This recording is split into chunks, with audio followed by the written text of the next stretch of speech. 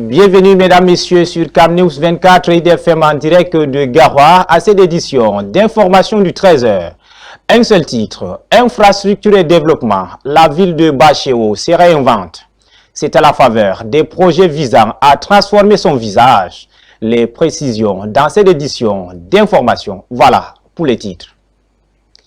Bienvenue mesdames, messieurs sur CamNews et merci de nous préférer pour vous informer.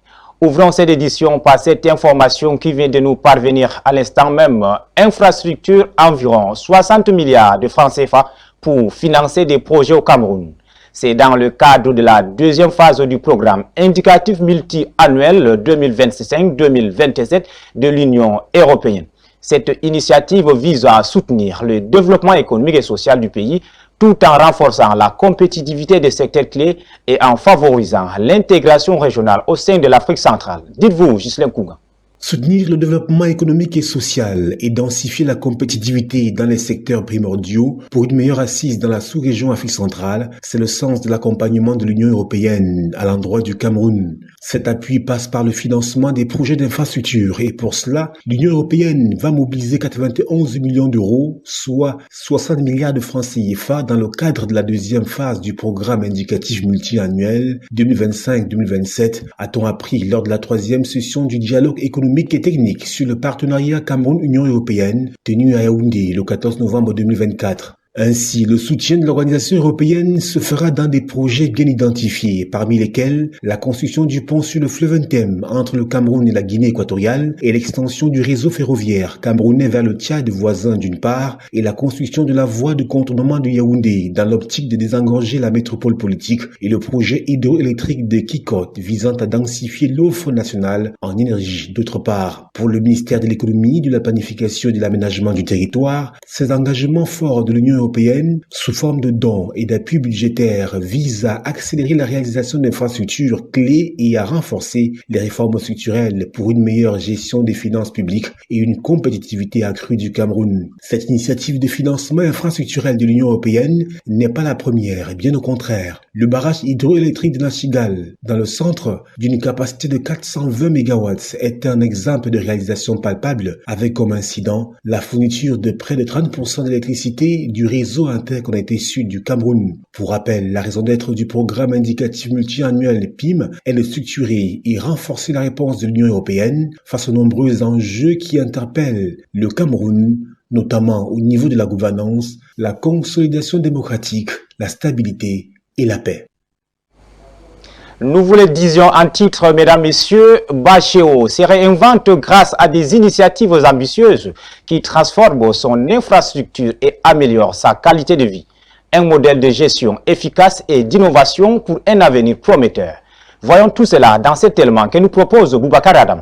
Bienvenue à Bachéo, une commune dynamique située dans le département de la Benue, région du Nord. L'année 2024 a marqué un tournant décisif pour cette municipalité en pleine transformation qui s'engage résolument vers un avenir promoteur. En 2025, Bachéo se dote de nouvelles ambitions grâce à plusieurs initiatives stratégiques. La commune a su transformer son infrastructure routière et hydraulique tout en promouvant l'éducation et en renforçant l'accès aux soins de santé. Au cours de l'année 2024, 40 projets budgétisés ont été exécutés avec succès, témoignant d'une gestion rigoureuse des finances publiques. Un bilan impressionnant présenté lors de la session extraordinaire du conseil municipal du 28 mars dernier, salué par l'ensemble de la population. Sur le terrain, à l'œil nu, Bachéo est en train de se développer. Je tire un coup de chapeau à cette occasion à l'exécutif communal et particulièrement à M. le maire. Le rapport annuel de la commune révèle un taux d'exécution exceptionnel de 93,15%. Un résultat qui ne passe pas inaperçu auprès de la tutelle et des partenaires qui ont exprimé leur soutien indéfectible à l'exécutif municipal. Je tiens à vous dire que c'est une constante au niveau de la commune de Bachéo. Depuis pratiquement 8 ans, les taux de réalisation de la commune à l'occasion de compte de gestion du maire et du recteur municipal ont été toujours au-delà de 90%. Ça prouve combien de fois l'exécutif applique les textes à la lettre et est très bien accompagné par les partenaires, les autorités administratives et les sectoriels. Je ne suis pas surpris. Pourquoi? Parce que la commune de Bachéo respecte à la lettre les consignes qui sont mentionné dans la lettre circulaire conjointe Mindeven-Minfi qui encadre la préparation des budgets communaux. Donc, dès qu'on respecte ces consignes, on a forcément un budget réaliste. Et comme c'est un travail d'équipe, dès que chaque maillon joue son rôle, le résultat est là. Bachéo a été sélectionné parmi les communes bénéficiaires du projet Prologue avec une enveloppe généreuse de plus de 174 millions de francs CFA. De plus, le fonds routier a octroyé 80 millions de francs CFA à cette commune. Ces investissements sont autant d'opportunités pour renforcer le développement économique et local et améliorer la qualité de vie des citoyens. Bachéo s'affirme ainsi comme un exemple de bonne gestion et d'innovation au service des habitants.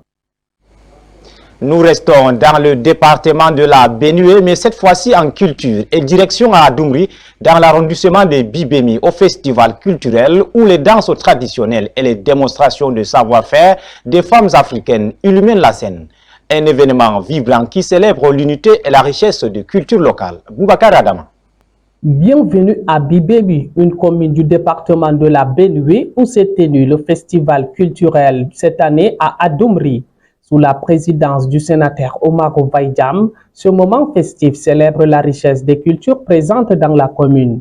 Ce festival est bien plus qu'une simple célébration, il représente une occasion unique pour les habitants d'exposer leur savoir-faire et de partager leurs traditions avec fierté. Le sénateur a ouvert l'événement avec un discours inspirant, soulignant l'importance de la culture comme vecteur d'unité et de cohésion sociale au sein de la communauté. Les danses traditionnelles ont défilé à tour de rôle sur la piste, captivant le public par leur énergie et leur beauté. Chaque danse raconte une histoire et reflète l'identité culturelle des différentes communautés présentes. Le festival a également mis en lumière les compétences remarquables des femmes africaines. Des démonstrations de savoir-faire ont été réalisées, montrant l'art de la poterie, du tissage et d'autres métiers traditionnels. Ces démonstrations ne sont pas seulement des présentations, elles véhiculent des valeurs culturelles essentielles et transmettent un héritage précieux aux jeunes générations. Les femmes jouent un rôle clé dans la préservation et la transmission de ces traditions. Le public a été enchanté par les performances artistiques et l'énergie vibrante qui régnait tout au long du festival. Dieu merci, le festival, la 4e édition, comme les autres éditions,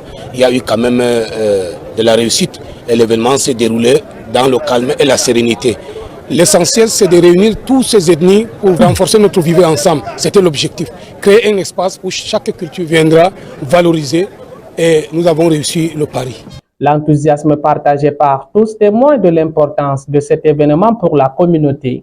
À Adoumri, le festival est un véritable symbole d'unité culturelle. En célébrant leurs traditions, les habitants renforcent leurs liens et assurent que leur patrimoine vive à travers les âges dans la commune de Bibemi. Allons au pas de course, mesdames, messieurs, amis, dans le département de la Vina, région de l'Adamawa. Là-bas, 2 vaillantes dames ont décidé de prêter main forte à la lutte contre le preneur d'otages. Elles ont donc rejoint les rangs des comités de vigilance au même titre que les hommes. Face à leur détermination, elles sont donc félicitées et encouragées par le sous-préfet de l'arrondissement de Mbé qui leur a remis des équipements nécessaires lors de la cérémonie solennelle de leur intégration. Amoua Semengue. Ambi, Demtale Naomi et Astapoline ont décidé de ne plus se taire.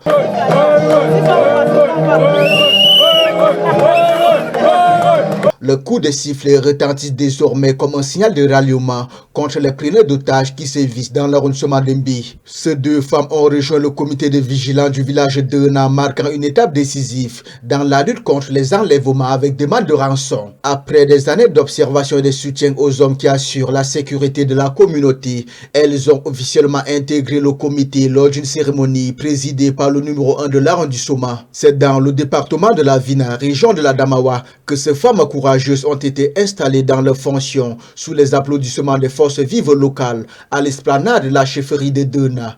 Je voudrais d'entrée de jeu vous adresser mes sincères félicitations et également nos encouragements pour votre intégration dans le comité local de vigilance du village d'Ena et de l'arrondissement d'Embé. Leur engagement sans faille et leur détermination ont suscité de l'admiration et le respect de tous. L'autorité administrative, traditionnelle et les forces de maintien de l'ordre leur ont apporté leur soutien indéfectible. Le chef du village d'Ena a même tenu à leur remettre du matériel pour les aider à mener à bien leur mission. Nous sommes heureux de vous remettre ces attributs aux membres du comité de vigilance de Dena. Je voudrais préciser à l'attention de l'assistance qu'à la réalité, depuis 3 ans, c'est la base logistique du comité de vigilance de Dena.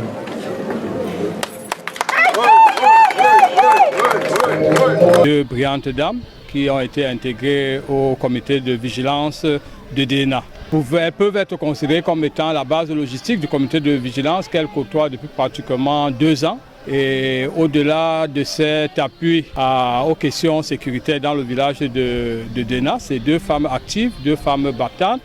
Plus que de simples figures médiatiques, Asta Pauline et Demtale Naomi sont devenues de véritables symboles dans la lutte contre les prises d'otages dans la région de l'Adamawa. Elles affirment posséder les compétences physiques, mentales et l'expérience nécessaires pour faire reculer les fauteurs de troubles qui menacent la paix et la sécurité dans l'arrondissement d'Embi. Nous sommes la femme de sécurité de Dena. Nous allons aider les hommes à maintenir la sécurité des vigilants à Dena. Nous avons eu la torche, les bottes, les soufflets. Bon, nous sommes contents, bien et intelligents pour notre travail des comités de vigilance, pour notre village et autres villages. Dans les prochains jours, les ravisseurs n'ont qu'à bien se tenir, car dans le quartier latin de l'Adamawa, ils seront traqués sans relâche grâce à la volonté et la détermination de ces femmes, aux côtés du comité de vigilance et de l'armée de terre, notamment à son corps d'élite, le bataillon d'intervention rapide. En sport, une 19e journée pleine dimanche prochain. En effet, 8 rencontres se disputent dans les différents stades et à Garoua, le Rundaja abrite 2 oppositions. Coton, 3e avec 30 points, reçoit le 5e Stade Rena, 29 points, et le 2e Gazelle accueille Union Sportive de Douala en crise de résultats. Ali Jida et Michel Ateba pour l'affiche du week-end. Au stade Rumde Adja de Garoua, à 14 h, les Galactiques du Nord accueillent Stade Renard de Melon. 3e désormais au classement, Coton Sport de Garoua a une grosse opportunité de se rapprocher du 2e Gazelle FA, 35 points. Les Skies Blues, quant à eux, reçoivent une équipe de l'Union Sportive de Douala en crise et relégable. À Yaoundé, derby régional entre le Canon Sportif de Yaoundé et Fauve Azur de la même ville. Dans la région du littoral, le stade de Bonamoussadi abrite 2 duels d'envergure. D'abord à 14 h, les Astres Football Club affrontent AS Fortuna de Yaoundé, 2 équipes qui ont perdu 3 points lors de la précédente journée. Le plat de résistance oppose à 16 h Aigle Royal du Mungo, 10e, 23 points, au leader Colombe du Djaï Lobo, 41 points. À la région de l'Ouest Cameroun et à Banjoun, la Panthère Sportive du Ndé reçoit Victoria United qui sort de 2 victoires écrasantes à la 18e et 17e journée. Enfin, en Bouddha, duel des chiffonniers entre Bamboutos FC de Bouddha et la Dynamo Sportive de Douala, respectivement 12e et 15e au classement. Et puis PW de Bamenda reçoit Young Sport Academy dans un duel 100% anglo-saxon. Voilà, mesdames, messieurs, c'est la fin de cette édition d'information du 13h sur CamNews 24 et DFM en direct de Garoua. Merci pour votre disponibilité, mesdames, messieurs. Agréable journée à tous.